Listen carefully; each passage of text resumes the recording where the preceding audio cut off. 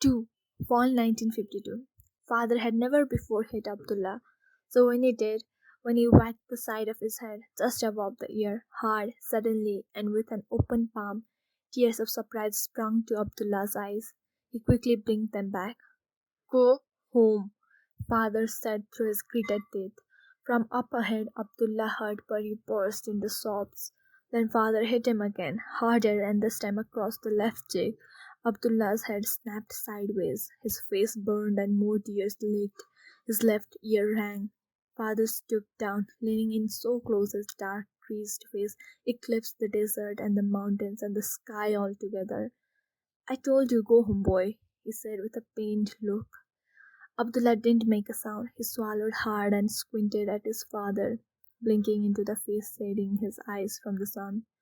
From the small red wagon up ahead, Pari cried out his name, her voice high, shaking with apprehension. Abdullah! Father held him with a cutting look and thrust back to the wagon. From its bed, Pari reached for Abdullah with outstretched hands. Abdullah allowed them a head start. Then he wiped his eyes with the hills of his hands and followed. A little while later, father threw a rock at him, the way children in South Park would do to Pari's dog Susa, except they meant to hit Susa to hurt him. Father's rock fell harmlessly a few feet from Abdullah. He waited, and when father and Pari got moving again, Abdullah tailed them once more. Finally, with the sun just past its peak, father pulled up again. He turned back in Abdullah's direction, seemed to consider, and motioned with his hand. You won't give up, he said. From the bed of the wagon, Pari's hand quickly slipped into Abdullah's. She was looking up at him, her eyes liquid, and she was smiling her gap-toothed smile like no bad thing would ever befall her so long as he stood at her side. He closed his fingers around her hand the way he did each night when he and his little sister slept in their cot, their skulls touching, their legs tangled. You were supposed to stay home, father said, with your mother and Iqbal, like I told you. Abdullah thought, she's your wife, my mother. We worried. But he knew to stifle those words before they came up and out. All right then, come, father said. But there won't be any crying. You hear me? Yes. I'm warning you, I won't have it. Buddy grinned up at Abdullah and he looked down at her pale eyes and pink round cheeks and grinned back. From then on, he walked beside the wagon as it jostled along on the pitted desert floor, holding Pari's hand. They traded furtive, happy glances, brother and sister, but still later for fear of souring father's mood and spoiling their good fortune. For long stretches they were alone, the three of them, nothing and no one inside but the deep copper gorge and vast sandstone cliffs. The desert unrolled ahead of them, open and wide, as though it had been created for them and them only. The air still blazing hot, the sky high and blue. Rocks simmered on the cracked floor. The only sounds Abdullah heard were his own breathing and the rhythmic creaking of the wheels as father pulled the red wagon north. A while later they stopped to rest in the side of a boulder.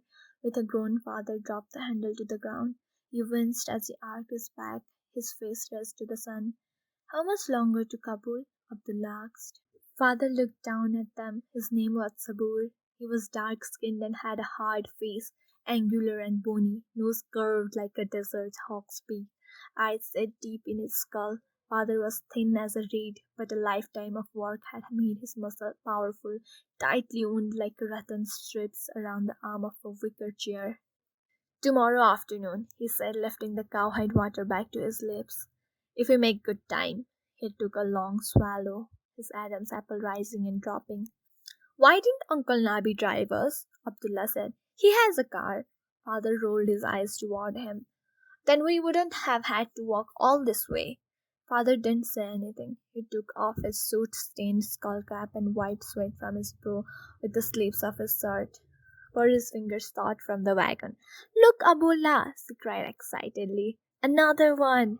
Abdullah followed her finger, trusted to a spot in the shadow of the boulder where a feather lay, long, grey, like charcoal after it has burned.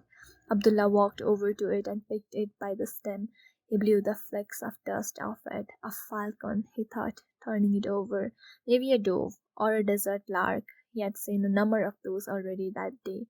No, a falcon. He blew on it again and handed it to Pari, who happily snatched it from him. Back home in Sadbagh, Pari kept underneath her pillow an old tin tea box Abdullah had given her. It had a rusty latch, and on the lid was a bearded Indian man wearing a turban and a long red tunic, holding up a steaming cup of tea with both hands. Inside the box were all the feathers that Pari collected.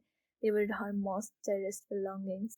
Deep green and dense burgundy rooster feathers, a white tail feather from a dove, a sparrow feather, dust brown dotted with dark blotches, and the one of which Pari was proudest, an iridescent green peacock feather with a beautiful large eye at the tip. This last was a gift Abdullah had given her 2 months earlier. He had heard of a boy from another village whose family owned a peacock. One day when father was away digging ditches in a town south of Sadbagh, Abdullah walked to this other village, found the boy, and asked him for a feather from the bird. Negotiation ensued, at the end of which Abdullah agreed to trade his shoes for the feather. By the time he returned to Sadbagh, peacock feather tucked in the waist of his trousers beneath his shirt. His heels had split open and left bloody smudges on the ground. Thorns and splinters had burrowed into the skin of his soles. Every step sent sparks of pain shooting through his feet.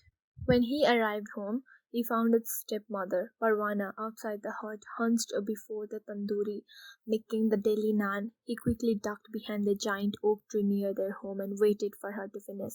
Peeking around the trunk, he watched her work.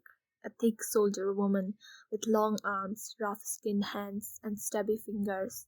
A woman with a puffed, rounded face, who possessed none of the grace of the butterflies he had been named after.